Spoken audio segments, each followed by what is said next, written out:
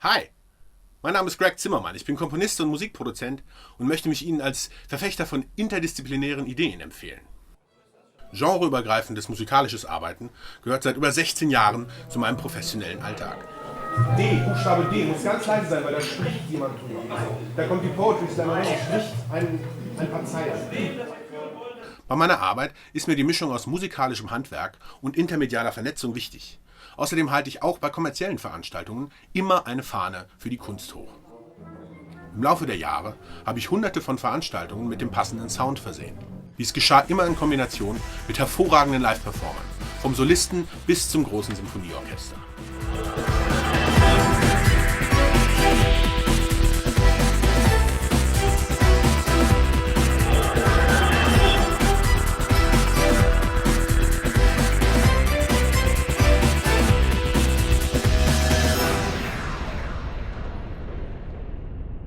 Wichtig dabei ist mir immer crossmediales Arbeiten ohne Berührungsängste für abgefahrene Ideen. Meine Lieblingsanfrage ist: Hey Greg, wir haben eine Elektroband, wir haben eine klassische Saxophonistin, wir haben ein Jazzquartett, wir haben eine Poetry Slammerin und ein Symphonieorchester. Kannst du die irgendwie zusammenbringen? Ach ja, und wir bräuchten noch Noten. Wir müssen gerade die Bühnenaufgänge mit einbauen. Das heißt, die Fermate vor B muss lang sein, bis sie auf die Bühne kommt. Dann hat sie ihren Auftritt. Sound in jeder Form inspiriert mich. Sei es die Raumakustik in dieser Mischregie mit optimalen Raumproportionen nach Bonello, in der ich gerade sitze, die ich auch selber ausgebaut habe, oder der Klang dieses alten Klavieres, was fast über 100 Jahre alt ist. Da klingt jedes Jahr an jeder Seite mit. Ich konnte mir natürlich nicht verkneifen, den alten Herrn in die Jetztzeit zu holen mit einer kleinen LED-Installation.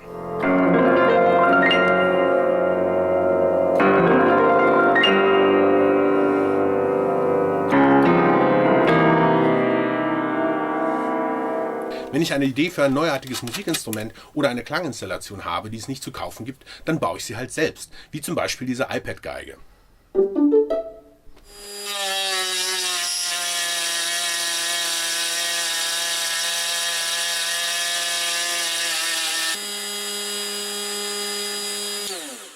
Dazu verschwinde ich dann manchmal wochenlang in meiner Werkstatt und lasse nicht locker, bis da Musik rauskommt. Eine ganz spezielle Klanginstallation in Kooperation mit der Universität Hannover möchte ich Ihnen hier gerne etwas detaillierter vorstellen. Wasser. In Musikproduzent Greg Zimmermann löst es etwas Magisches aus. Seit seiner Kindheit beschäftigt den Sohn eines Wellenforschers die Frage, wie man aus diesem Element Musik machen kann. Ich liebe halt wenn man am Strand sitzt und den beruhigenden Wellenrhythmus hört, die Kraft der Wellen dieses Mediums. Das Element des Wasser. Und da habe ich halt gedacht, wenn man diese Kraft gebündelt kriegt in der Musik, dann wäre das irgendwie, glaube ich, ein toller Effekt. Und da lag es natürlich auch nahe, jetzt hier zu sagen, wir machen es dann direkt richtig und dann live im Wellenkanal. Hier, über einem ehemaligen Testkanal für Torpedos, installiert Zimmermann seine sogenannten Wave Tubes. Sie fangen später den Klang der Wellen ein. Mit Mikrofonen versehen müssen die 3 Rohre in einem bestimmten Winkel hängen. Monatelang hat Zimmermann an dieser Konstruktion getüftelt. Nun kommt der entscheidende Moment. Die Wellenmaschine produziert, na was? Wellen. Ganz gleichmäßig schlagen die Wogen von unten an die Wave Tubes. Das Wasser beginnt zu sprechen.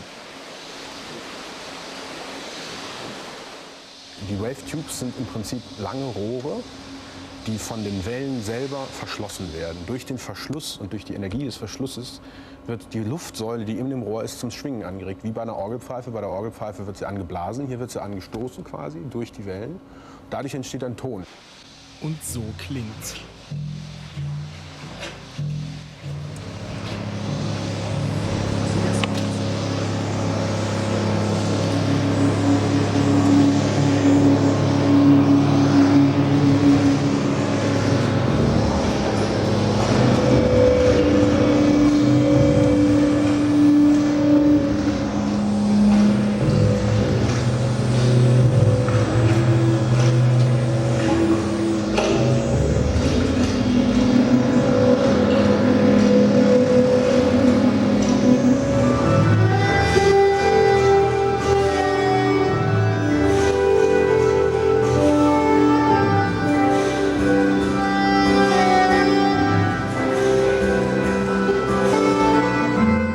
dieser Kooperation ist viel gewachsen.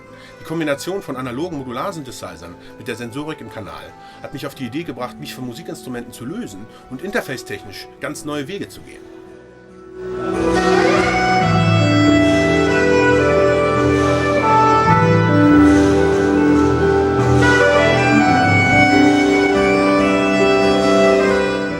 Technisch war das ein langer Weg. Von den frühen Oscillator-Treibern für Nunchucks über EO-Body-Sensoren bis hin zu Xbox-Infrarot bin ich schließlich bei einer selbst entworfenen Multitouch-Oberfläche mit jeder Menge iPads als Interface gelandet. Okay, also iPad und was brauchst du noch? iPad, Computer, damit die Leute verfolgen können, was du machst, so ein durchsichtiges Multitouch-Display. Genau, das ist wie so ein Drum-Sampler. Jetzt habe ich dir da eine Gitarre draufgelegt. Ne? Genau, Ganz kleine Gitarre, hier, kann man auch nicht vergessen.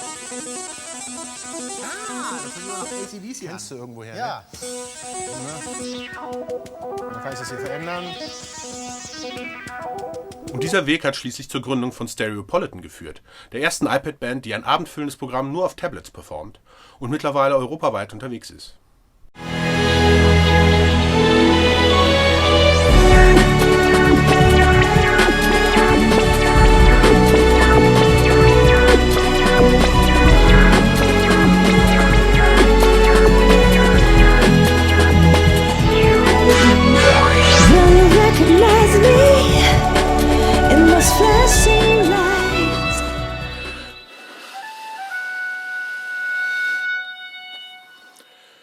So viele Ideen, da fragen Sie sich, teilt er die auch mit uns? Und tatsächlich ist interaktives Arbeiten mit Menschen ein Steckenpferd von mir, und zwar in Form von Workshops. Genau, wir stellen uns mal aktiv hin. Das heißt, wir rollen die Zehen ein bisschen ein. Dadurch gehen die Knie nach vorne. Das Becken wird waagerecht. Dadurch können wir besser und tiefer atmen. Meine Workshops haben die unterschiedlichsten Themen. Von Atem- und Stimmtechniken über das Erarbeiten eines Songs mit den Teilnehmern bis hin zu iPad-Workshops, bei denen mit Tablets musiziert wird.